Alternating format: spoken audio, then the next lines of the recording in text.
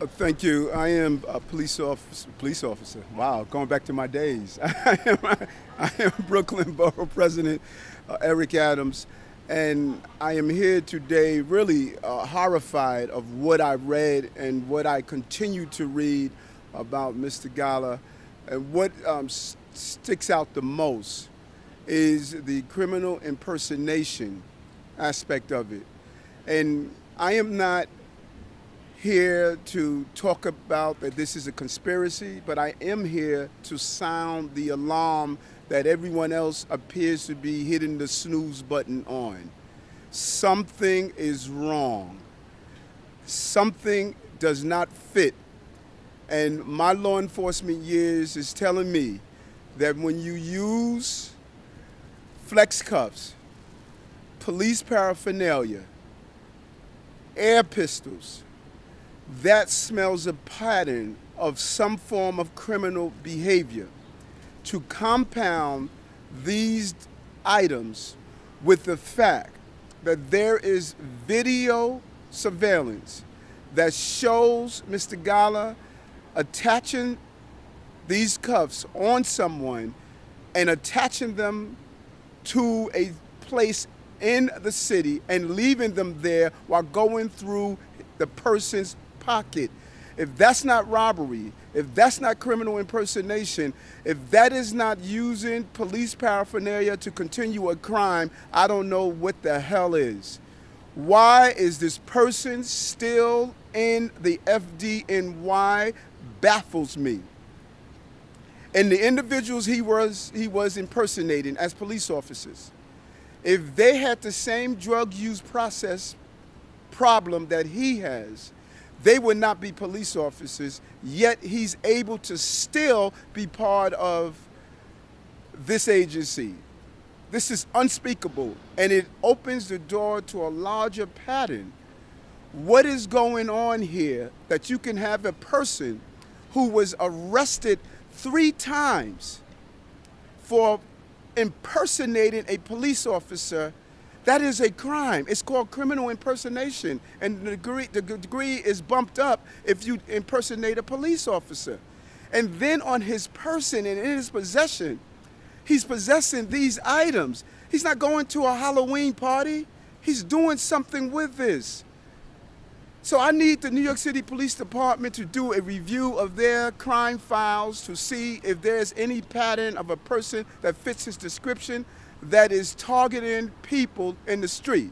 When I was a police officer, we had individuals who impersonated police officers to go out and rob drug dealers because they knew the drug dealers would never report the crime.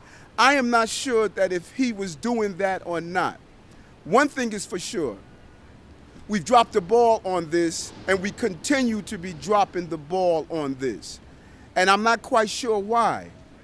And I believe once this continues to unravel, we're going to find out that there's something that does not smell right, does not look right, and this has not been treated right. This person should be immediately removed from this agency. This person's charges should be bumped up to reflect the robbery that took place on that video and the action that took place. When you bound someone with flex cuffs to a stationary location and you leave them, that's called criminal impersonation. That is called unlawful holding someone. That's against the law. That is one level below kidnapping. Unlawful imprisonment is when you hold someone against their will and then you use a shield, you flash a shield to do so. The only question I'm asking is, what am I missing that other law enforcement agencies are not picking up? What is missing here that this person is still with the FDNY? And for people to say the jury is not out yet on did he do something wrong, the jury is out and already came back with a ruling. He needs to be dismissed immediately, and we need the district attorney's office in the Bronx and in Manhattan to reopen this investigation to determine the extent of his criminality, and we need the police department to conduct an investigation of their files to see if he was participating in a pattern of robberies. I find it challenging to believe that he was not participating in some form of criminal behavior. You don't carry these and wear this with a starter pistol if you're not planning on carrying out some additional crime. All of my policing career has shown me these are the tools that are used by those who want to carry out extended criminal behavior. He was not arrested once. He was not arrested twice.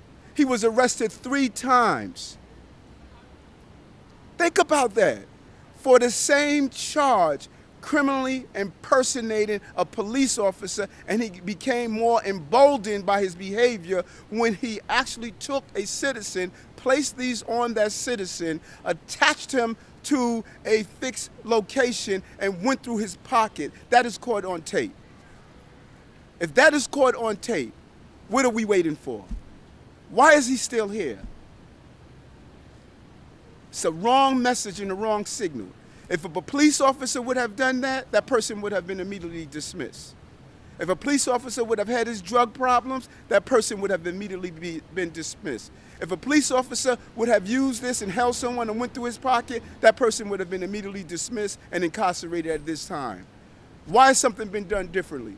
And so I thank the Daily News in their coverage of this, and I believe it's important that we find out every level of what happened here. How is this person still hired? Why weren't charges still pending against him? Why wasn't he given the highest level of charges that included a possible robbery? What happened here that he was treated differently? He should not have been treated differently. And what victims are out there that he was the victim of, they were the victim of his actions. And so it is important to us, when we look at what happened while he was an officer, the forging of his partner's signature, blowing off 9/11 calls. Months later after that, in 2017, giving false information to 9/11. Caught attacking a Brooklyn man, flashing a fake police badge, attaching that man to a fixed object, going through the gentleman's pocket, illegally using blue lights, police badges, plastic restraints, and pellet guns. He was charged on Staten Island with multiple counts of unlawful possession of imitation pistol, firearms, and handcuffs, as well as a police uniform. He has an arrest history dating back to 2013 and drug rehab clinic. He not only impersonated a cop, he impersonated someone who cared. He tarnished this agency. And the only way we're going to remove the stain in how he tarnished the agency is to remove him. Instead of allowing him to carry these cuffs, he should be wearing these cuffs, and he should be leaving this department. I think the commissioner and this gentleman's dad are symbols of strength and courage in this city. They're part of an agency with a long, rich tradition of providing safety to New Yorkers. And this is not a reflection on the commissioner or the chief. This is a reflection on an individual who is a stain to this agency and a stain to the city, and I'm calling for his immediate removal. And I believe the mayor should immediately get involved in this case and have this person immediately removed from this agency. I'll open up to any questions at this time. Oh, thank you, Stephanie. I reached out to both Councilman Richie Torres and Councilman Donovan Richards and ask them to conduct hearings of the complete and totality of this issue. Councilwoman Torres stated that he's going to immediately get involved in this and have an inquiry done. My staff is always also looking at the possibility that if we could get the Attorney General involved as well of the state of New York, we want this case reviewed, and everyone involved must be held accountable. If we would have dealt with him on arrest 1, we would not have had arrest 2 and arrest 3. Yes. I'm sorry? I don't know what it is. It's baffling to me. The question was, do I believe it's because of his dad? I believe that parents could have influence based on the agencies that they are part of. Even with a dad at this rank, I've never seen a case where a person has shown a complete disregard for authority. You think he got caught one time, he would have said, hey, the jig is up. No, he was emboldened by it and continued his action of the same type. I've never seen this before. This is mind-boggling to me. I don't think any dad that's at the hierarchy of an agency can protect someone who has done something like this. It's unimaginable to me that this person is still in this agency.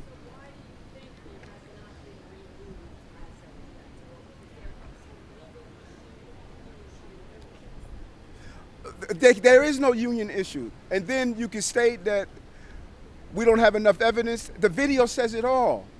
He used these ties to attach someone to a fixed device and then went through the person's pocket while flashing a police shield. What more do we need? What other piece of evidence is needed? That same piece of evidence with his drug use would have been an automatic dismissal of any police officer. Once a police officer is tested positive for any drugs, he is automatically terminated. There is no if or ands. And so how is this person who has did the big three, impersonation, unlawfully holding someone against their will, and using drug use, and they still here? I cannot imagine that it is his dad's input. That's why we need a thorough investigation, because there may be more that may unravel throughout this entire episode.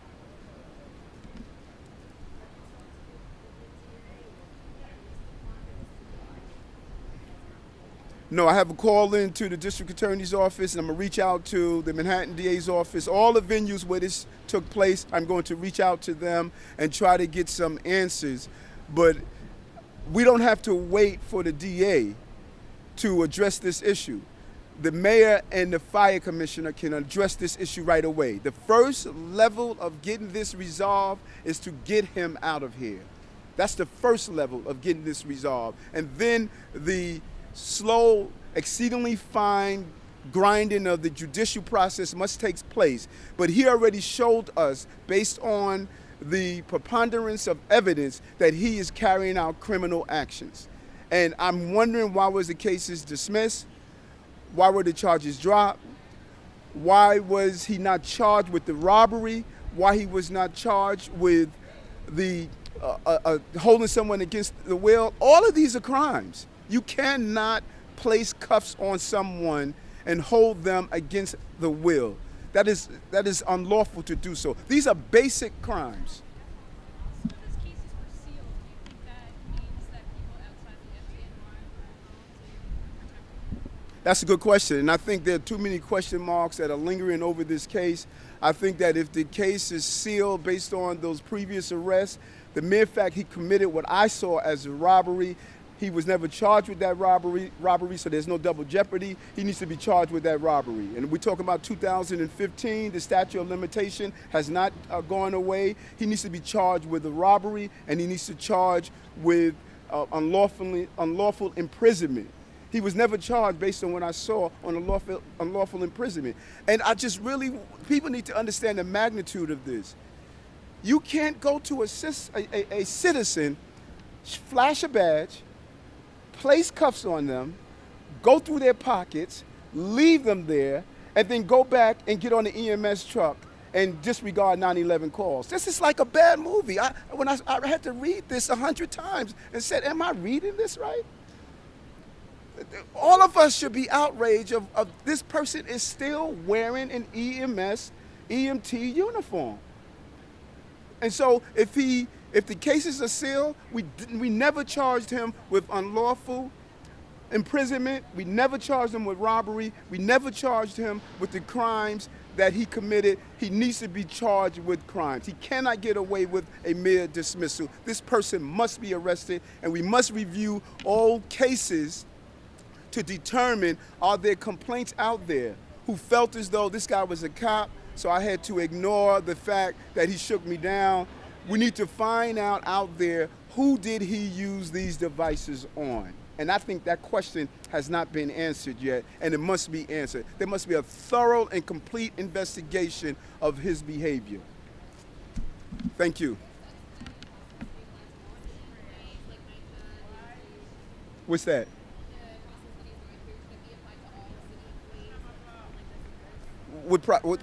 If you commit a crime, if there's overwhelming evidence that shows you commit a crime, you should not, particularly when you're in the first responders arena. If you're a police officer, firefighter, EMT, if you are in that arena, Department of Correction, if you're in that arena where the trust of public safety is placed in your hands, lives could have been lost if this person did not respond to the 911 call. One call he disregarded was an emergency call with a higher priority, and if this is how he's behaving, he should be immediately removed.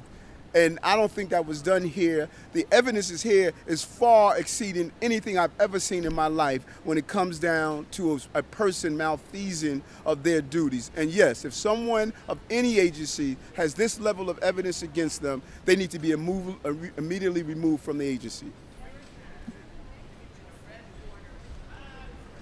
It baffles me beyond belief that the mayor of the city has not looked at how this individual has tarnished the FDNY, has added to probably to some of the negative feelings towards police and community, because he has been portraying himself as a police officer. So all of those bad encounters are going to be attached to the police department. I am baffled on why the mayor, and I'm going to reach out to him today and tell him he needs to immediately have this person removed from this agency. Yes, I did. I sent communications this morning, and I'm going to, hopefully I will see him before next week at our 9/11 event, and I'm going to continue to harp on this until this is addressed. And I believe that this must be addressed. The people of this city should not have this person still wearing an EMT or EMS uniform.